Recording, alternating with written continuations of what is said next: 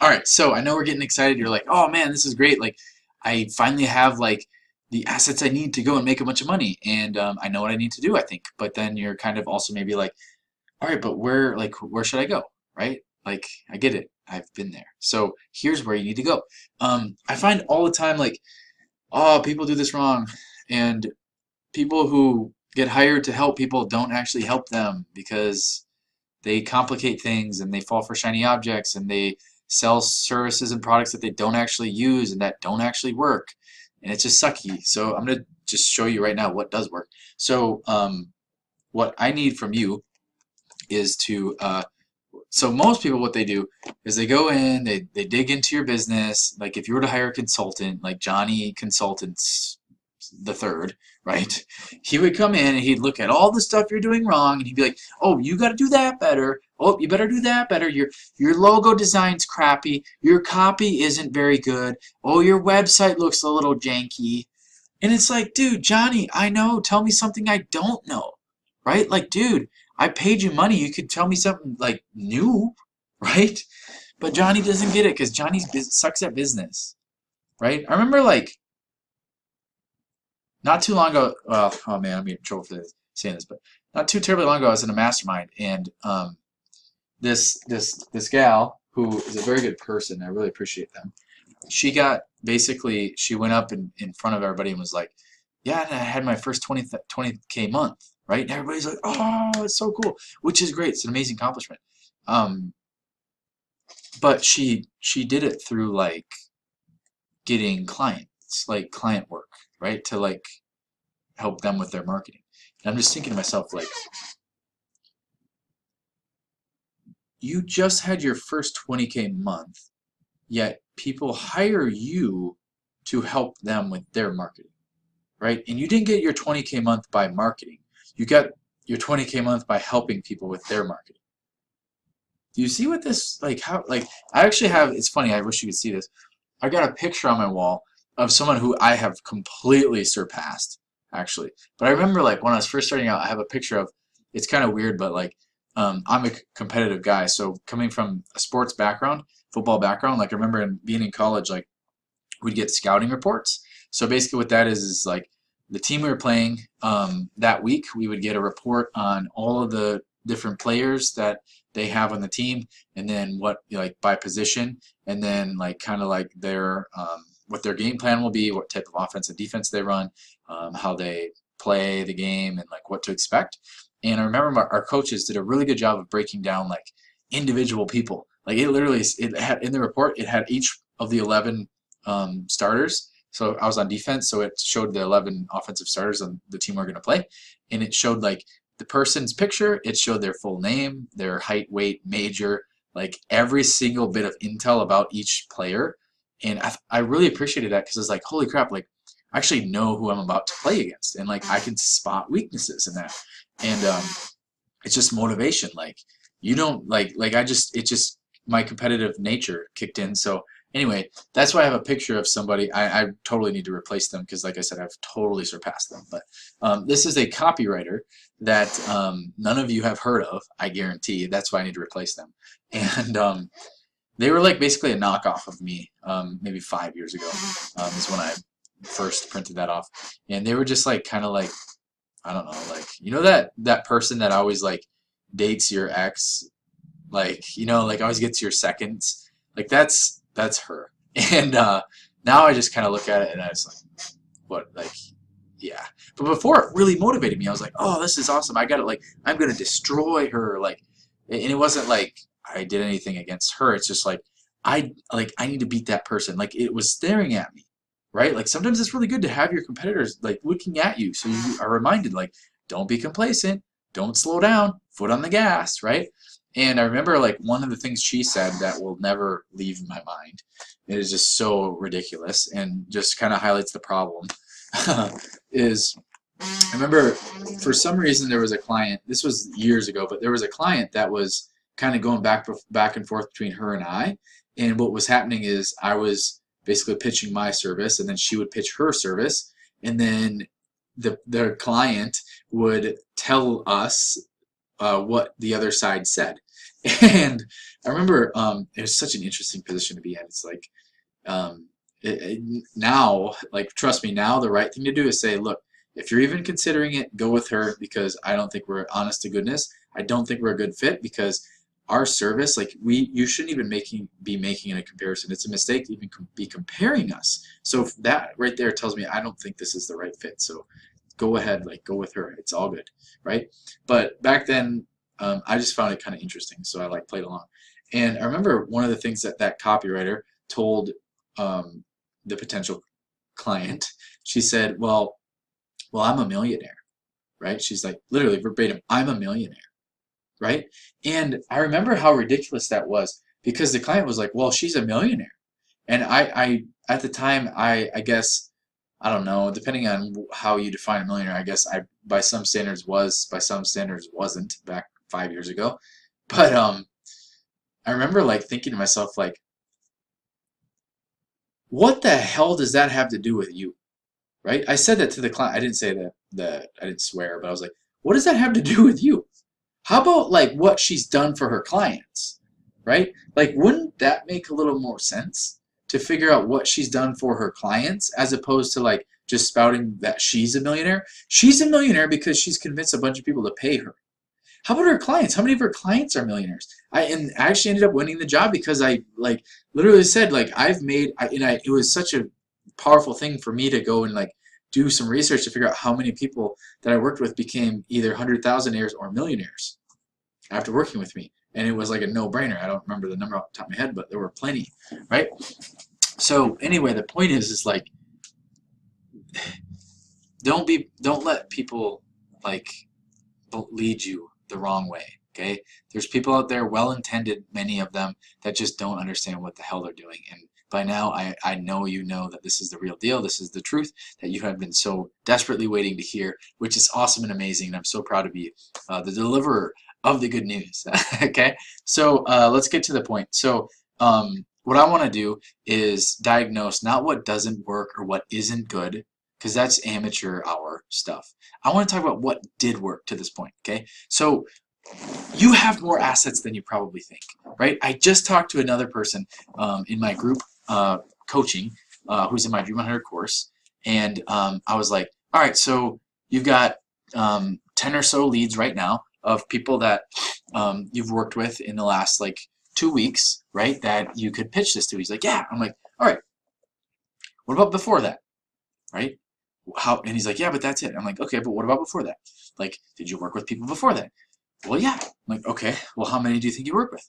I don't know, probably like 70 or 80. I'm like, okay, so where are they? Like, oh, I don't know. He's like, I think I have them all on some file in my computer. I'm like, okay, cool. So you don't have 10.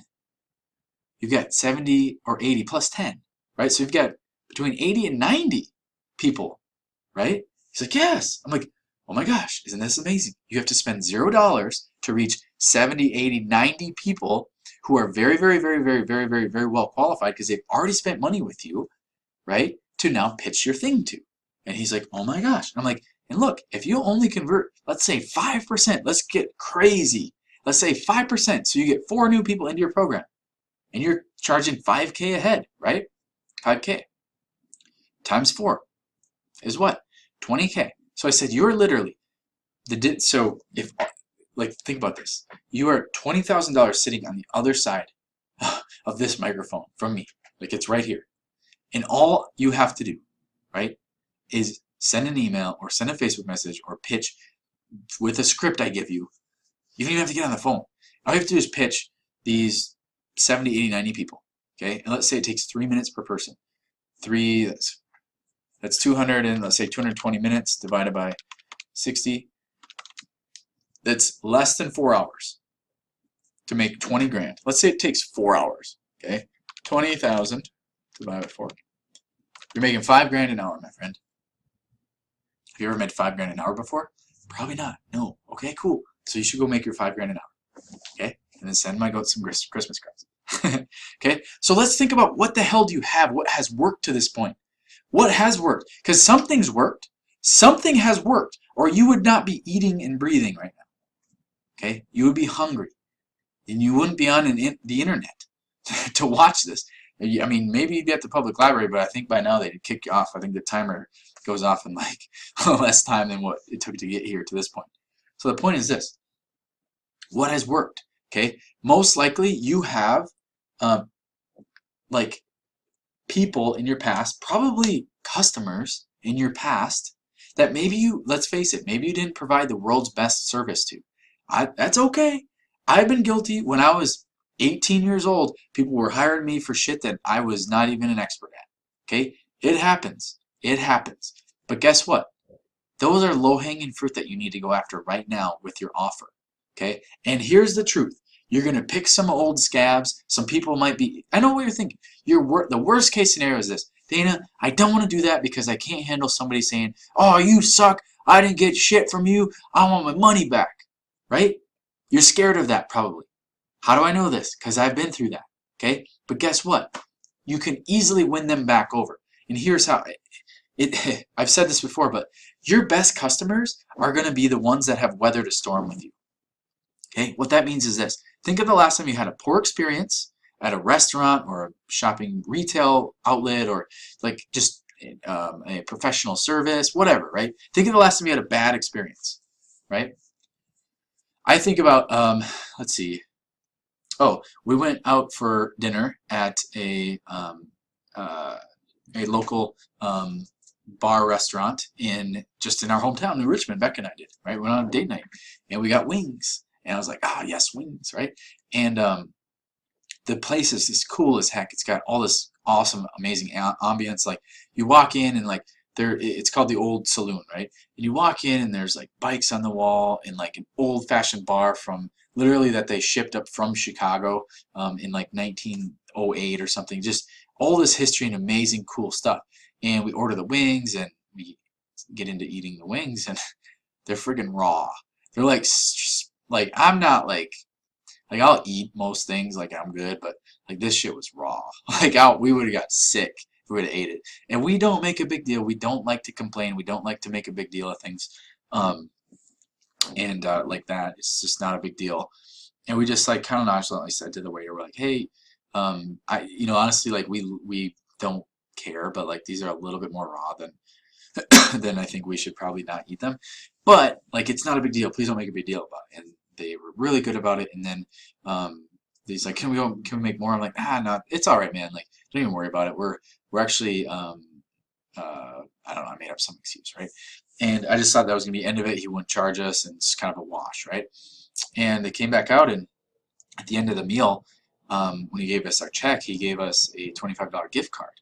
And I thought, like, dang, man, like, that's awesome. Like, that is the coolest thing. So he took a scenario where, like, people had every right to be very upset and, like, not want to go there ever again.